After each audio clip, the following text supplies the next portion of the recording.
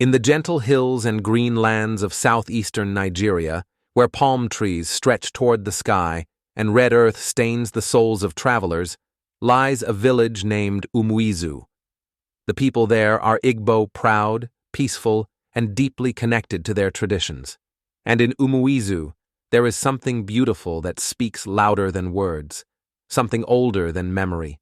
The round mud huts that sit like warm, welcoming hearts in the center of family compounds.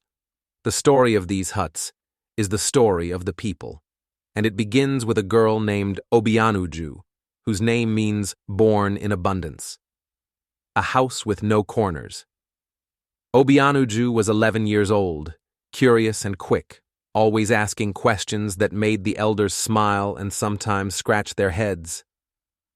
One evening, she sat beside her grandmother, Mama Nwakaego, outside their round hut as the sun dipped behind the oil palms. "Grandma," she asked, "why is our house round and not square like in the city?" Mama Nwakaego laughed softly, her face glowing in the golden light. "Ah, my child, the round house is not just a shelter, it is a lesson." "A lesson?" Yes, the old woman nodded. When a house has no corners, no one can hide, no secrets, no enemies. Everyone sees everyone. It is the shape of unity, peace, and protection.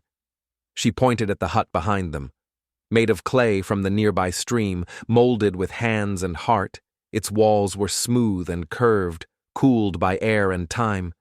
The roof, made of tightly woven palm fronds, sloped gently like a hat, keeping the rain out and the comfort in. Inside, it was always cool a blessing during the hot Harmattan days. The walls breathed. The earth itself seemed to hum quietly like it was listening. Picture a peaceful scene. A round Igbo mud hut with a wide thatched roof, sitting in a compound surrounded by banana trees and a small cassava garden. The building of wisdom. A few weeks later, the family was preparing for a big celebration. Obianuju's uncle, Okonkwo, had just completed building his own round hut, his first as a man starting his own home within the compound. Building a hut was a communal effort, and Obianuju was excited. She joined the women mixing red earth, ash, and water into clay with their feet, laughing as the mud squished between her toes. The men had already arranged the central wooden poles, forming a strong skeleton. As the clay was applied, layer by layer, the hut took shape like a pot being molded on a spinning wheel. "It must face east," said her uncle, toward the rising sun. "That is how we greet the day with honor. And the door must be low," added Mama Nwakaego, "so that anyone who enters must bow a sign of respect." Obianuju took mental notes. To her, this wasn't just building, it was storytelling a story told. In earth, wood, and straw. The heart of the compound. In Igbo tradition, the compound is sacred. Families live close, with huts arranged in a circle around a central space, a place for sharing meals, holding meetings, dancing, and storytelling. Obianuju loved evenings most. After supper, the elders would sit on carved stools under the moonlight, and the children would gather at their feet. They spoke of ancient ancestors, of trickster tortoises and clever girls, of yam festivals and harvest spirits. But one night, the conversation turned to the huts themselves. "Our ancestors chose the round hut because it matches the earth," said Papa Ime, one of the elders. "The earth is not square. The moon is not square. Life moves in circles, birth, growth, death, and return." Obianuju's eyes widened. She had always thought of the huts as just houses, but now she saw them as part of something bigger, a way of seeing the world's the circle continues. As the weeks passed, Obianuju began sketching her own dream hut on a piece of calabash shell.